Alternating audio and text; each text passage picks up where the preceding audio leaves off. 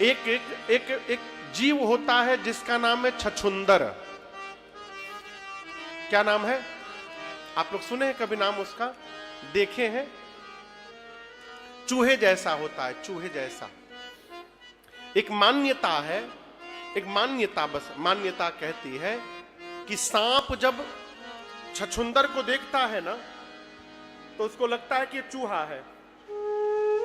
अब चूहा जानकर सांप छछुंदर को पकड़ लेता है, लेकिन जैसे मुंह में पकड़ता है सांप, पकड़ने के बाद वो फंस जाता है। कैसे? अब पकड़ने के बाद सांप को पता चलता है ये तो छछुंदर है, चूहा नहीं है। अब मान्यता ऐसी है कि यदि सांप उसको निगलेगा तो मर जाएगा, और यदि बाहर निकालेगा तो अंधा हो जाएगा। अब सांप फंस गया, निगले कि बाहर निकाले। इसी तरह एक महात्मा थे,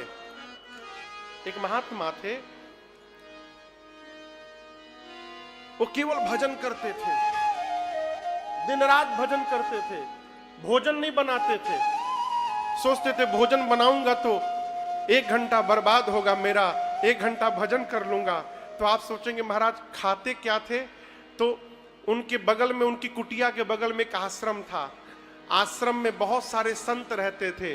संत जब भोजन कर लेते थे और उनका जूठा पत्तल जहां फेंका जाता था, तो वो भजन करते करते महात्मा जी आते थे और उस पत्तल में से जूठन निकाल के संतों का जमा करते थे और वही तुलसी स्पर्श करा करके और ठाकुर जी को भोग लगाते थे। वही जूठन भोग लगाते थे। अब भोग लगा के तुरंत पा करके फिर भजन करने लगते थे। ये उनका नियम था। हाँ? एक दिन वो संतों का जूठन लेकर के आए। अब बिना ठाकुर जी को भोग लगाए उसका निवाला मुंह में ले लिए। अब मुंह में ले लिए, फिर सोचे रे राम, हमने तो भोग लगाया ही नहीं आज। अब फंस गए वो। सोचे यदि निगल लूंगा तो ठाकुर जी के बिना भोग लगाए मैं निगल लूंगा, ये तो अपराध पाप हो जाएगा। बाहर निकाल दूंगा तो ये संतों की जूठन प्रसादी थी, उस प्रसादी का अपमान हो जाएगा। अब मैं करूंगा क्या? अब आपको बताऊं, रात को वो निवाला ले करके अब मुख में बैठे हुए हैं, न निगल रहे हैं न बाहर निकाल रहे हैं। पूरी रात बीत गई। और ये मैं कोई मनगढ़ंत कहानी नहीं सुना रहा हूं, ये सत्य घटना है, इसी कलयुग की घटना है। निवाला लेकर पूरी रात बैठे रहे मुंह में, न भीतर ले रहे न बाहर निकाल रहे हैं। सवेरे उनके सामने ठाकुर जी प्रकट हो गए। साक्षात भगवान उनका ये भाव देखकर प्रकट हो गए। बोले क्या हुआ, फंस गए हो? है? कोई बात नहीं, भोग नहीं निकला है तो मुख से निकालो, मैं भोग लगा लेता हूं, फिर खा लो।